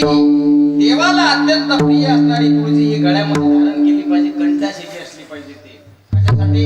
जिवंतपणे जर तुम्हाला मुक्त व्हायचं असेल ना माझ्या राजानो, जिवंतपणे मोक्ष मिळवून घ्यायचा असेल तर आपल्या कंठाशी तुळशी असली पाहिजे. म्हणतात ना, कंठी मिळवा तुळशी करा ही एकादशी. कंठाशी का असली पाहिजे? कारण देवाला अत्यंत प्रिय असणारं तुळशी आहे. महाराजांनी प्रमाण दिलं, अत्यंत आवडते देवाला. मुख शुद्धी तुळशी दळ, तुका म्हणे मी दळ. कारण शास्त्रकार असं वर्णन करतात, या तुळशीचा महिमा अथांग सांगितलेला आहे. म्हणून शांती ब्रह्म एकनाथ महाराजांनी सर्वश्रेष्ठ तुळशीच्या झाडाला या ठिकाणी घेतलंय. अजून प्रकार आहे, अजून तर संतांचे प्रकार राहिले, अजून तर सर्वसामान्य माणसाचे प्रकार राहिले. आपण मुलांच्या माध्यमातून या समाजाला समाज प्रबोधन करते की मुलांना तुम्ही काय केलं पाहिजे, तुम्ही हे करता कोणा करता, तर माझ्या पंढरीश पांडुरंग परमात्म्याला जे आवडते त्याच्या करता आपण देवा करता केलं पाहिजे. कंठामध्ये तुळशीची माळ असली पाहिजे. 15 दिवसातून एक एकादशीचं व्रत येतं, ते केलं पाहिजे. अरे आम्ही मजाकचा विषय सोडा. मी तुम्हाला सांगितलं दिवसभर चला पण एखादा धरा, असं नसतं. फराळ नसलं तरी चालतं, फराळ नसलं तरी चालतं. आजही असे वैष्णव असे वारकरी आम्हाला पाहायला भेटतात, पाण्याचा घोट घेतलाय. त्यांना विचारलं जातं, बाबा एकादशी जलपान करावं. ते म्हणतात नाही महाराज, एकादशीच्या दिवशी आम्ही पाण्याचा घोट सुद्धा घेत नाही, अन्न तर फार दूर राहिलं. गायिनारणीसी मुखी नाम नाम, गायिनारणीसी मुखी नाम, गायिनारणीसी मुखी नाम, मुखी नाम, गायिनारणीसी मुखी नाम.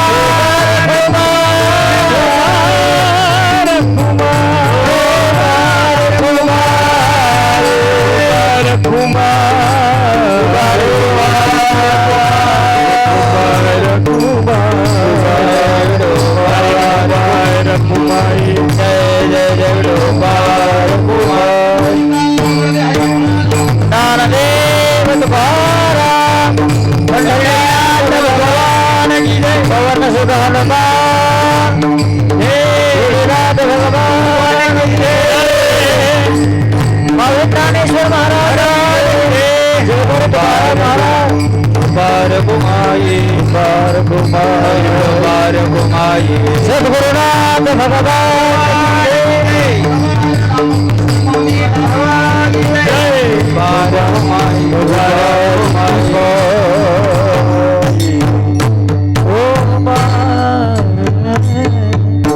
म्हणून त्यांना देवाला आवडणारे प्रकार जर आपण करत असाल तर मला असं वाटते देवाच्या आवडीचे प्रकार करणारा व्यक्ती देवाला अत्यंत प्रिय असतो, कोणालाही असतो. बघा तुम्ही अनेकांची उदाहरणं दिली.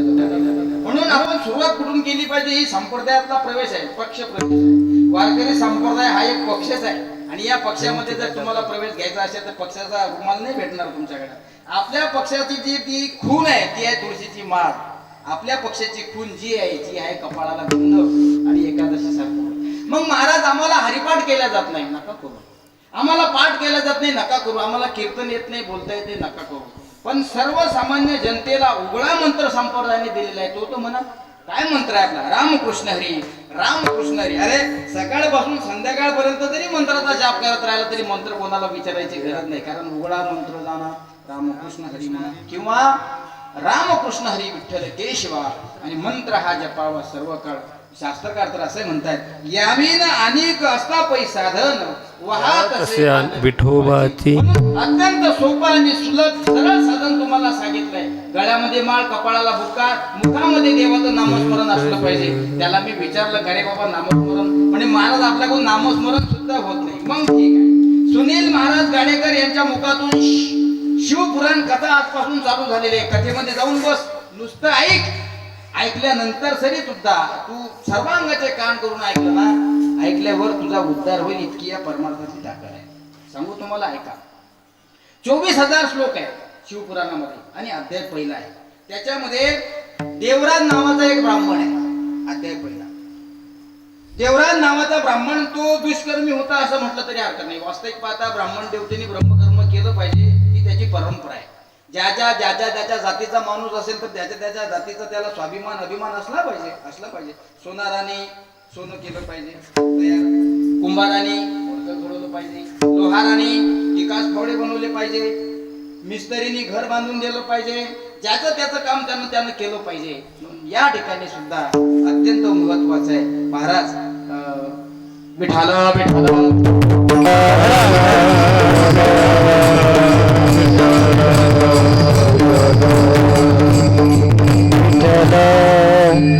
ब्राह्मण जर असेल तर त्या ब्राह्मणाने ब्रह्मकर्म केलं पाहिजे असं विधी आहे.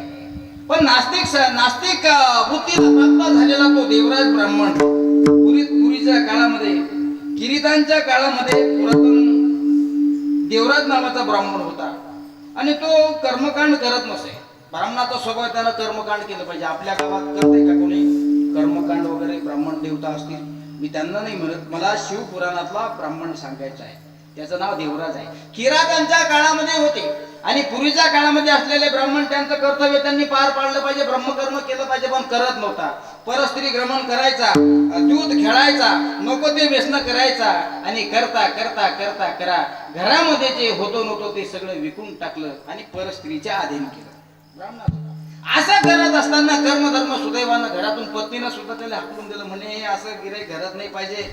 जो बुवा घरामध्ये 2 टाइम जेवायला आणत असेल तो घराचा घर मालक आहे. आता घरातलं नेतो म्हणे, याच्यापेक्षा हा घराचा घर मालक नसला तो पुरला, त्याला काढून दिला. निघाला तो बाहेर निघाला. कर्मधर्म सुदैवानं एक प्रतिष्ठानपूर नावाचं गाव लागलं आणि प्रतिष्ठानपूर नावाचं गाव लागलं. त्या गावामध्ये शिव मंदिरामध्ये तो येऊन बसला. आपलं कीर्तन झालं बरं तरी दरबार ते म्हणसान आज पहिला दिवस आहे, स्टेज ताब्यात आलं, बसले उठणं एक तर तुम्ही 9 वाजता आले. माझं 9 ते 11 सेवा संपली. आम्ही गजानन महाराज संस्थेचे विद्यार्थी आहे. 7:45 चालू होत असेल तर 7:45 संपतो, 8:30 चालू होत असेल तर 10:30 सोडतो, 9 चालू होत असेल तर 11 थांबलं पाहिजे. आता 11च्या पुढे काटा गेला. एवढा दृष्टांत सांगतो. कीर्तनाचं चिंतन अजून फार बाकी आहे, पण मला माहित आहे मंडप बांधणारे लोक थकली असतील, सिस्टीम लावणारी लोक थकली असतील, ही सुद्धा लोक या ठिकाणी थकली असतील आणि तुम्ही लोक सुद्धा जेवण करू थकलेच असाल की सप्ताह म्हटलं म्हणजे आता 8 दिवस पायाची गरजच नाही. हा, तुमचं प्रत्येकाचं 4-4 किलो वजन वाढलं पाहिजे तरच सप्ताह. प्रत्येक पंक्तीमध्ये जायचं. आणि अन्नदाते सुद्धा असतील. अन्नदाता सुखी भव. या सप्ताहाच्या निमित्ताने तुमच्याकडून अन्नदान होते. महाराज तुम्ही खरोखर अन्नदाते भाग्यवान आहे. एकदा टाळ्या वाजवा त्यांच्याकडे. हे कीर्तनाचे सौजन्य देणारे सुद्धा भाग्यवान आहेत. यांच्याकरता सुद्धा जोरदार टाळ्या वाजवा. आणि ज्यांचं संयोजन आहे त्यांच्याकरता एकदा जोरदार टाळ्या वाजवा. जगन्नाथ बुवा अतिशय सुंदर स्वभावाचं व्यक्तिमत्व आहे. बघा ना, एवढा मोठा अधिकार असून सुद्धा आज माझ्यासारख्या सर्वसामान्य वक्त्याचे कीर्तनात टाळ घेऊन उभे राहिले. हे आमच्या सारख्याचं भाग्य आहे. ऐका माझ्या राजांनो, काय सांगत होतो. प्रतिष्ठानपूर नावाच्या गावामध्ये दुष्कर्म करणारा ब्राह्मण जाऊन पोचला. त्याचं नाव देवराज होतं. कर्म धर्म सुदैवाने एका शंकराच्या मंदिरामध्ये शिवपुराण कथा चालू होती. असा पवित्र मास श्रावण मास होता. श्रावण महिन्यात, कारण शिवकथा करण्याचं सुद्धा एक पवित्र स्थान सांगितलेलं आहे. अवांतर मासामध्ये केल्यापेक्षा, मासामध्ये म्हटल्यापेक्षा महिन्यामध्ये, अवांतर महिन्यामध्ये केल्यापेक्षा पवित्र श्रावण मासी जर शिवपुराण महाकथा तुम्ही करत असाल, ऐकत असाल, तर 110% तुम्ही मोक्ष बदला प्राप्त होता. इथं श्रावण महिन्यामध्ये शिवपुराण कथा ऐकल्याचं पुण्य आहे. पाप्यातला पापी, दुष्कर्म्यातला दुष्कर्मी जरी असला तरी त्याच्या कानावर शिवपुराणाचे शब्द पडले की त्याला मुक्ती प्राप्त होते. इतकी श्रवणाची ताकद आहे. मी कशासाठी सांगतोय. पहिली गोष्ट, देवाला आवडणारा प्रकार, गळ्यामध्ये माळ घाला, कपाळाला बुक्का लावा, देवाचं नामस्मरण करा. एवढा जर तुमच्याकडून होत नसेल तर नुसतं शिवपुराण कथा ऐका, तुम्हाला मोक्ष मिळेल. होता तो देवराज ब्राह्मण गेला प्रतिष्ठानपूर नावाच्या गावामध्ये जाऊन बसला. शिव मंदिरामध्ये शिवकथा चालू होती. कर्म धर्म सुदैवानं पायी प्रवास होता. एसटीचा प्रवास करण्यासाठी खिशामध्ये त्याच्या पैसे नव्हते. मंदिराच्या पाठीमागे जाऊन बसला प्रदक्षिणा मार्गात आणि त्या ठिकाणी बसला. 1 दिवस झाला, 2 दिवस झाले, 3 दिवस झाले. कर्म धर्म सुदैवानं त्या मंदिरामध्ये शिव महापुराण कथा चालू होती. 7 दिवस त्यानं शिव महापुराण कथा ऐकली आणि 8व्या दिवशी पाठीमागच तो मेला. 8व्या दिवशी पाठीमागे त्या प्रदक्षिणा मार्गामध्ये पंचतत्वात तो विलीन झाला. कर्मधर्म सुदैवानं त्याला नेण्यासाठी यमाचे दूत आले. आपल्याला नेण्यासाठी यम कधी येत नाही, कारण यम येईल इतकं आपलं कर्म चांगलं नाही. आपल्याला नेण्यासाठी यमाचे दूत येत असते. जर तुम्ही परमार्थ करून परमार्थामध्ये जर पाप करत असाल तर यमाला यावं लागते. उत्तर देतात एकनाथ महाराज, पातके करिता पुढे आहे पुरता, उत्तर देता होशी अनेक यातना यम करविल. प्रत्येक प्रश्नाचं उत्तर द्यावं लागतं बरं. तुम्ही म्हणता नाही मला कोण विचारणार नाही, हे चुकीचं आहे. पातके करिता पुढे आहे पुस्तक, काय उत्तर देता होशील तू. पुढे जर तुम्हाला तुमच्या जवळ असलेल्या प्रश्नाचं उत्तर देता येत नसेल तर आतापासून तयारीला लागा. आतापासून तयारीला लागलं पाहिजे, कारण ही तयारी पुढे अवघड जात नाही. तसाच होता तो. म्हणून प्रतिष्ठानपूर नावाच्या गावामध्ये पायी प्रवास करून दमलेला तो देवराज नावाचा ब्राह्मण शिव मंदिरामध्ये शिव कथा श्रवण करून 8व्या दिवशी मेला, वारला. त्याला नेण्यासाठी यमाचे दूत आले. यमाच्या दूताने त्याला स्वर्गामध्ये घेऊन गेले आणि त्या ठिकाणी गेल्यानंतर त्याची डायरी उघडण्यात आली. डायरी उघडतात, पुण्याचं असेल तर लाल आणि पापाचं असेल तर काळं. पुण्याचं असेल तर लाल, पापाचं असेल तर काळं. पाहिलं तर याचं पुण्य दिसतंय. अगोदरचा इतिहास त्याचा उघडला, पाहिलं काका आता फार पापी होता. जातीनं ब्राह्मण आहे पण दुष्कर्म करत होता, खूप पाप आहे याचं. पण शेवट ज्यावेळेस पानं उघडली ना त्यावेळेस त्याची यादी चांगली सापडली. म्हणजे 7 दिवसापासून याने शिवपुराण कथा ऐकली. शेवटी नाविलाजानं यमाच्या दूतांना भगवान शिवजीच्या पार्षदगणाच्या ताब्यात त्या प्रेताला द्यावं लागलं. कर्मधर्म सुदैवानं यमाचे दूत आणि भगवान शिवजीचे असणारे पार्षदगण, नंदिकेश्वरासारखे दिसणारे, शिंग बैलासारखे दिसणारे, गळ्यामध्ये रुद्राक्षाच्या माळा आहेत, गळ्यामध्ये साप आहेत, कानामध्ये कुंडल आहेत. शिवजीचे गण शिवजी सारखे दिसतील. कसे दिसतील असं म्हणतात ना, भस्मवटी रुंद माळा, हाती पिशून ज्वाळा, भूते वेताळे नाचती, हर्षयुक्त उमापती. जसे शिवजी करतात तसेच शिवजीचे पार्षदगण करतात. कर्मधर्म सुदैवानं देवराज ब्राह्मणाला नेण्यासाठी शिवजीचे पार्षदगण आले आणि कर्मधर्म सुदैवानं त्याला विचारलं, तू कोण आहे. त्याने सांगितलं, मी अधर्मी होतो, मी समाजाचा ब्राह्मण होतो, मला जे कर्म करायचं होतं ते मी केलं नाही. पण कर्मधर्म सुदैवानं गावातले लोक मला गावात राहू देत नव्हते, म्हणून लोकांच्या भयापोटी मी मंदिराच्या पाठीमागे राहिलो. कळत न कळत, इच्छा नसताना सुद्धा माझ्या कानावर शिवपुराण कथा आली आणि मी पंचतत्वात विलीन झालो. आता मला काय शिक्षा द्यायची. त्यावेळी शिवजीच्या पार्षदगणांनी सांगितलं, शिवजी शिक्षा देण्याची गरज नाही, तू तर केव्हाचाच मुक्त झालेला आहे. 18 पुराणांपैकी एक पुराण आहे शिवपुराण. याच्यामध्ये शुद्ध शंकादिकाचा हा संवाद आहे. म्हणून प्रत्येकानं या ठिकाणी संवाद केला. शिवपुराण असेल, 18 पुराण असतील, 4 वेद असतील, 6 शास्त्र असतील, चहुवेदी जाण साई शास्त्र कारण 18ही पुराण हर्षी गाती. सिंपल आहे. हरिमुखे म्हणा पुण्याची गणना कोण करी. हा अत्यंत महत्वाचा विषय आहे. गळ्यामध्ये तुळशीची माळ, कपाळाला बुक्का. नामस्मरण करता येत नसेल तर कमीत कमी जास्तीत जास्त संख्येने मावल्यानो शिवपुराण कथा ऐकायला घ्या. जीवनाचं सोनं जर तुम्हाला करून घ्यायचं असेल तर तुम्ही कोणाची तरी कथा ऐका. बघा आज आम्ही तुमच्या समोर बोलतोय तर बोलण्याची ताकद एवढीच आहे की आम्ही कोणातरी गुरुचं ऐकलं म्हणून आज एवढा मोठा लाखो स्वरूपातला समाज आमचा ऐकतोय. म्हणून तुम्ही सुद्धा कोणाचं तरी ऐकलं पाहिजे. नाही तर पुढे तुम्हाला बोलू सुद्धा देत नाही. वर गेल्यावर बोलू देत नाहीत ते. तुम्ही म्हणता मी असं तू चूप बोलूच नको. हा नाही अशी परिस्थिती आपली येऊ नये याकरिता आपण आतापासून सावध झालं पाहिजे. म्हणून अतिशय सुंदर असं नियोजन आपण आव्हानाकर ग्रामस्थांनी या ठिकाणी केलंय. बघा ना आपल्या या कार्यक्रमाला दिष्ट होईल असा सुंदर स्वरूपाचा कार्यक्रम आपण या ठिकाणी केला. माणसं जोडा, माणसाशी प्रेमानं बोला एकमेकाला. आजकाल परिस्थिती अशी झालेली आहे की माणसं जोडल्यापेक्षा माणसं तोडणं चालू आहे. माणसं झुकली पाहिजे. तरुण पिढीनं जास्तीत जास्त संख्येने या ठिकाणी. अरे लाज वाटते तुम्हाला? लाज वाटते कीर्तनामध्ये टाळ घेऊन उभं राहण्यासाठी? कीर्तन झाल्यानंतर पट्ट्या काढण्याचं काम करा. हा परमार्थ आहे. कीर्तन झाल्यानंतर पट्ट्या काढण्याचं काम करा. सकाळी काकड्याला येता येत नाही तुम्हाला, ठीक आहे येता येत नाही. शिवपुराण कथा चालू होण्याच्या अगोदर पट्ट्या टाका. हे सुद्धा पुण्याचं काम नाही तुम्हाला जमत. एखादा अन्नदाता जर दान देत असेल पंक्तीचं त्याच्या घरी जाऊन पाणी वाळण्याचं काम करा. ही सुद्धा सेवा आहे. कारण सेवा ही सेवा असते. अशा पद्धतीनं नामस्मरण तुम्हाला या 7-8 दिवसामध्ये जेवढं केलं जाईल तेवढं करा. म्हणून आपण नामापासून आजच्या कीर्तनात सुरुवात केलेली आहे. कारण नाम अत्यंत देवाला प्रिय आहे. श्रवण सुद्धा देवाला अत्यंत प्रिय आहे. सांगितलं मी तुम्हाला 9 प्रकारच्या भक्त्या सांगितल्या आणि त्या 9 भक्तीपैकी श्रेष्ठ भक्ती श्रवण भक्ती आहे. म्हणून ऐका, नामस्मरण करा, परमार्थ करा, माणसं जोडा. माणसं तोडू नका रे. माणसं जर तुम्ही तोडत असाल याचं सुद्धा उत्तर तुम्हाला द्यावं लागते. म्हणून देव आपल्याला विचारत असतो तू किती जोडले आणि देवच आपल्याला विचारत असतो तू किती तोडले. देव तू किती तोडले असं विचारू नये याकरता तुम्ही सुद्धा यादी दिली पाहिजे की मी माणसं जोडण्याचं काम केलंय. अत्यंत सुंदर असं नियोजन आपण या ठिकाणी केलं. आज मी तुमच्या गावात आलो म्हणजे आव्हानाशी झुकलोच की नव्हतो. याच्यापेक्षा पलीकडे काय सांगितलं पाहिजे. मी बुलढाणा जिल्ह्यातला आहे. बुलढाणा जिल्ह्याजवळ माझं गाव आहे.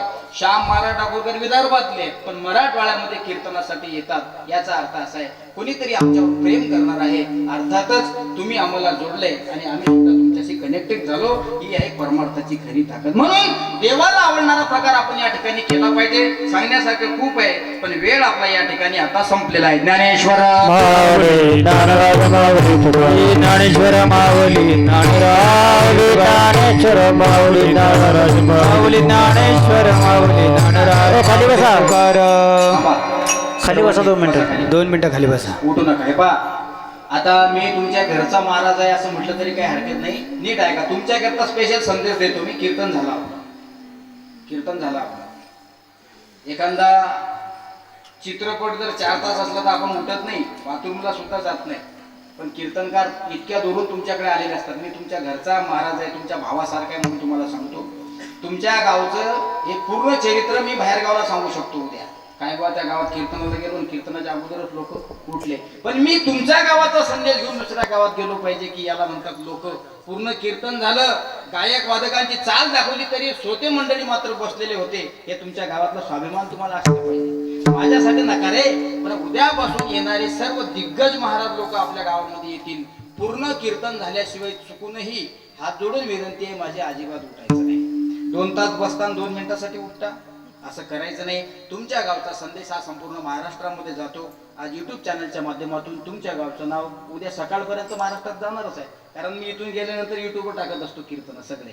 ही सगळी मंडळी दिसत असतात. म्हणून जाता जाता मी सगळ्या लोकांना एकदा त्रास देतच असतो प्रत्येक कीर्तनामध्ये. आतापर्यंत मी काही कोणाला कीर्तनात त्रास दिला नाही. ज्या ज्या लोकांना हात असतील त्यांनी असे मस्ते हात वर करा, असे वर, शाबास. ज्या ज्या लोकांना हात असतील माऊल्यांना त्यांनी हात वर करा ना, असे सकाळपर्यंत राहू द्या म्हणजे मला बरं वाटेल. सगळ्यांनी हात वर करा. सगळे कोण कॅमेरा फिरवा. हरे रामा हरे रामा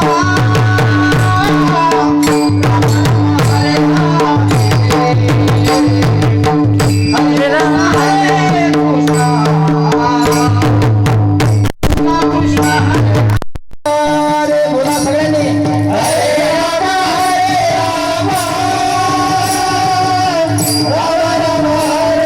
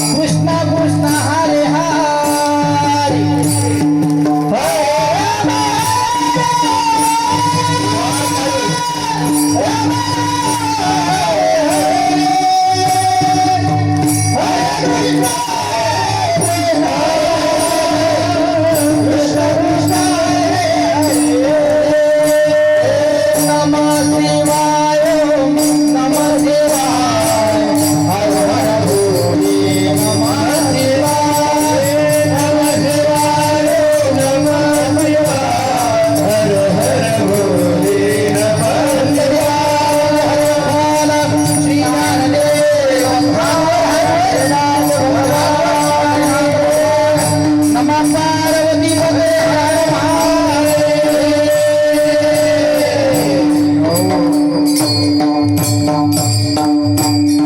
आवडे देवातील प्रकार नामाचा उच्चार रात्रंदिवस तुळशी माळगळा गोपीचंदन टिळा हृदय करवळा वैष्णवांचा आषाढी कार्तिकी पंढरीची वारी साधन निर्धारे अर्धना एका जनार्दनी ऐसा ज्याचा प्रेम नेम तो देवा परम पूजन येता मती येता अवकाश संकल्पित वेळेमध्ये झालेली सेवा मारुतीरायाच्या पावनपुत्र दरबारामध्ये सर्व ज्येष्ठांच्या आव्हानाकर ग्रामस्थांच्या या चरणी समर्पित करतो. सेवेला पूर्णराम बघा. आपलं फक्त एकच चरण झालं, अजून 3 चरण बाकी आहे.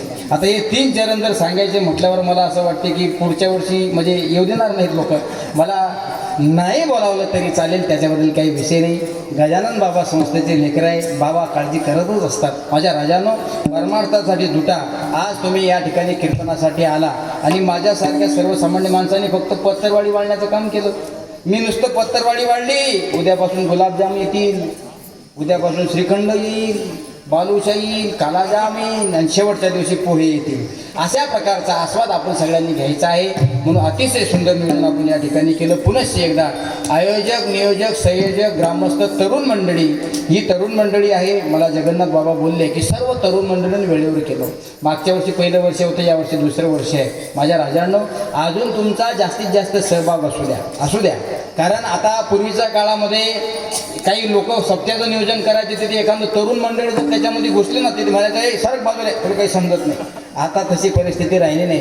आणि वडीलधाऱ्या लोकांना सुद्धा माझी विनंती आहे, आपल्या आव्हानाकर गावातले जर काही मुलं सप्ताहामध्ये संघटित होत असतील तर त्यांना तुम्ही प्रोत्साहन द्या. त्यांना सांगा, अरे तुम्ही पुढे व्हा, आम्ही तुमच्या पाठीमागे ठाम उभे आहे. याला म्हणतात सप्त्याचं नियोजन. अतिशय सुंदर असं नियोजन आपण या ठिकाणी केलं. म्हणून पुनश्च एकदा झालेली सेवा सद्गुरू गजानन महाराज यांच्या चरणी समर्पित करतो. आधी सेवेला पूर्ण विराम. विठ्ठलाची जय.